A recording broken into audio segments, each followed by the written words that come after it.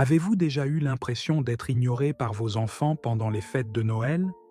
Peut-être pendant que tout le monde se prépare pour le grand dîner, alors que vous essayez de les impliquer dans l'organisation ou simplement de passer du temps ensemble? Pendant les fêtes, il est facile que les émotions soient plus intenses et qu'un manque de respect ou des malentendus nous fassent perdre notre calme. Dans cette vidéo, vous découvrirez une approche simple mais puissante pour gérer ces situations délicates en évitant les disputes et les frustrations précisément lorsque tout devrait être plus harmonieux. Souvent, lorsqu'un parent se sent négligé ou non écouté, surtout pendant une période aussi spéciale que Noël, la première réaction est de se mettre en colère. Cependant, cette réaction ne résout rien et peut en fait gâcher des moments qui devraient être pleins de joie. La solution ne réside pas dans le contrôle ou le reproche, mais dans l'adoption d'une attitude différente, capable de transformer radicalement la situation. Aujourd'hui, nous dévoilerons une méthode en 6 étapes, extrêmement efficace pour retrouver la sérénité et améliorer la communication avec vos enfants. Ce ne sont pas des tours de magie, mais des stratégies concrètes que vous pouvez mettre en pratique immédiatement, même au milieu du chaos des fêtes. Il est important que vous regardiez cette vidéo jusqu'à la fin, car vous découvrirez exactement comment obtenir une relation plus harmonieuse et respectueuse avec vos enfants, même pendant les périodes les plus difficiles comme Noël. Avant de commencer, assurez-vous de vous abonner à la chaîne Perle di Saggezza pour ne pas manquer les prochaines vidéos sur le développement personnel et spirituel. Et maintenant, voici les 6 étapes. Commençons. Étape 1. Gardez le contrôle de vos émotions. La première chose à faire, surtout dans un moment de haute tension comme le dîner de Noël, est de gérer vos réactions lorsque vos enfants vous ignorent ou vous manquent de respect. La colère ou la frustration sont des réponses naturelles, mais pas utiles. Arrêtez-vous un instant, respirez profondément et rappelez-vous que votre calme est la clé. Pendant les fêtes, l'atmosphère peut être chargée d'attentes et rester calme vous permet d'éviter des conflits qui pourraient gâcher toute la soirée. Si vous restez calme, vos enfants remarqueront votre stabilité et commenceront à réfléchir à leur comportement. La colère peut vous amener à dire des mots qui pourraient gâcher l'ambiance festive, endommageant encore davantage la relation. Être maître de vos émotions ne signifie pas réprimer ce que vous ressentez, mais savoir les gérer de manière constructive. Lorsque les enfants voient un parent qui ne se laisse pas submerger par la frustration pendant les fêtes, ils apprennent à leur tour qu'il est possible de faire face aux difficultés avec maturité et maîtrise de soi, améliorant ainsi leur comportement. Étape 2. Montrez de la compréhension sans céder. Une fois que vous vous êtes calmé, essayez d'observer ce qui se passe vraiment. Peut-être que votre enfant se comporte mal parce qu'il est stressé par les préparatifs ou les attentes des fêtes. Ne répondez pas immédiatement avec autorité ou critique.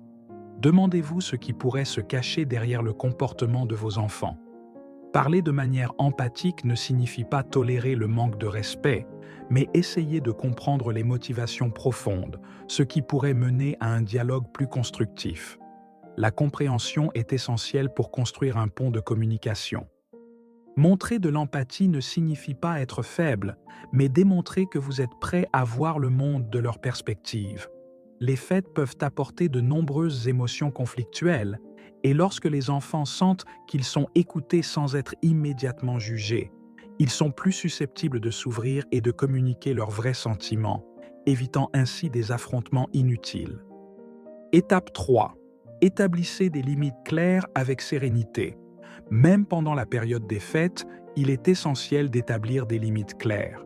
Expliquez calmement ce qui est acceptable et ce qui ne l'est pas pour vous, par exemple pendant le déjeuner de Noël ou lors de l'ouverture des cadeaux, et faites comprendre qu'il y aura des conséquences si ces limites sont franchies. N'utilisez pas de ton menaçant ou autoritaire, mais restez ferme, cohérent et assertif. Cela leur apprendra que les actions ont des conséquences, mais sans déclencher un affrontement émotionnel. Les limites sont essentielles pour donner aux enfants une structure et un sentiment de sécurité, même pendant une période apparemment plus détendue comme les fêtes. Lorsque les limites sont claires et cohérentes, Elles aident les enfants à mieux s'orienter et à respecter les autres, même pendant les événements familiaux les plus chargés. Étape 4. Donnez l'exemple que vous voulez voir. Les enfants apprennent plus de ce qu'ils voient que de ce qu'ils entendent. Si vous désirez du respect pendant les fêtes, montrez du respect. Si vous voulez qu'ils vous écoutent pendant le dîner de Noël, démontrez que vous êtes prêt à faire de même. Dans chaque situation tendue, vos enfants observent comment vous réagissez. Votre calme, votre patience et vos compétences en gestion des conflits sont les meilleures leçons que vous puissiez donner. Être un bon exemple ne signifie pas être parfait, mais être cohérent. Pendant les fêtes, la façon dont vous gérez les moments de stress peut devenir une leçon importante pour vos enfants.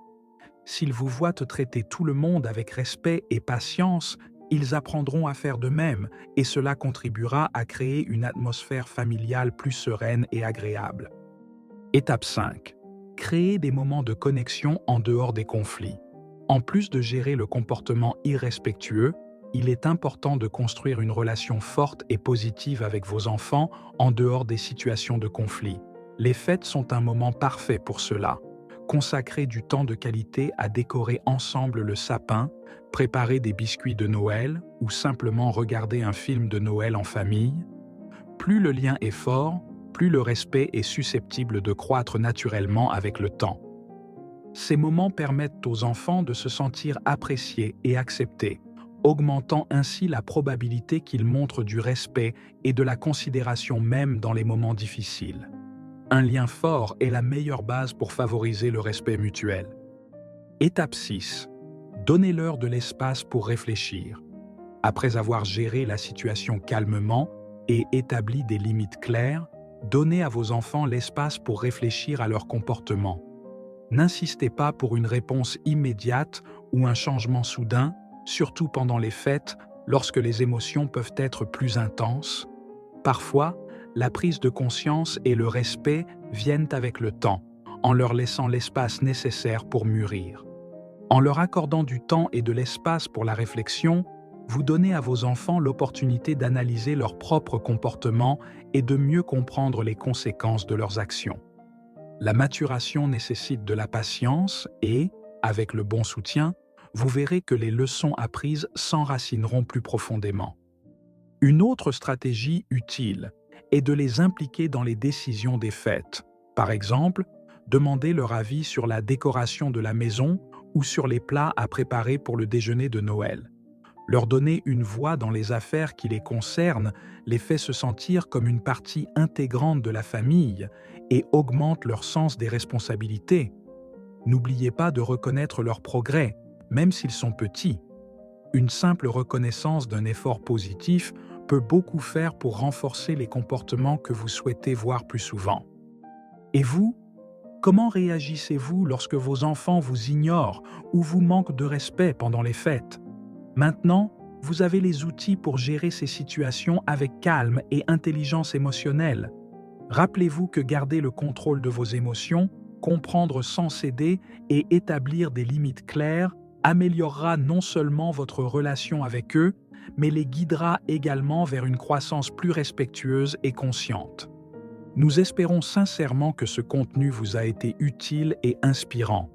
Si vous l'avez aimé, donnez-nous votre précieux j'aime et abonnez-vous à la chaîne Perles de Sagesse pour plus de contenu sur la sagesse et la spiritualité. Partagez également la vidéo avec quiconque vous pensez qu'il pourrait en bénéficier. À la prochaine vidéo.